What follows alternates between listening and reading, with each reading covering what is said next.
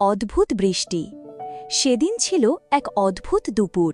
আকাশ মেঘলা থাকলেও বৃষ্টির কোনো পূর্বাভাস ছিল না, কিন্তু হঠাৎ করেই ঝিরঝির করে বৃষ্টি পড়তে শুরু করল। তবে এ কেমন বৃষ্টি! জলের প্রতিটি ফোঁটা যেন তার নিজস্ব রং নিয়ে নেমে আসছিল। কেউ লাল, কেউ নীল, কেউ সবুজ, আবার কেউ বা বেগুনি। পুরো শহর যেন এক মুহূর্তে ক্যানভাসে পরিণত হল। রিমি তার বারান্দায় দাঁড়িয়ে অবাক চোখে এই দৃশ্য দেখছিল। তার জীবনে এমন বৃষ্টি সে কখনো দেখেনি। ছোটবেলায় দাদুর মুখে শোনা গল্পের কথা মনে পড়ছিল, যেখানে বলা হতো এক সময় নাকি পৃথিবীর বুকে এমন রঙিন বৃষ্টি হয়েছিল। কিন্তু সে তো শুধুই গল্প ছিল। আজ তা নিজের চোখে দেখে রিমির বুক আনন্দে নেচে উঠল। সে দৌড়ে নিচে নেমে এলো। রঙিন জলের ফোঁটাগুলো তার গায়ে পড়তেই এক অদ্ভুত শীতল অনুভূতি হল।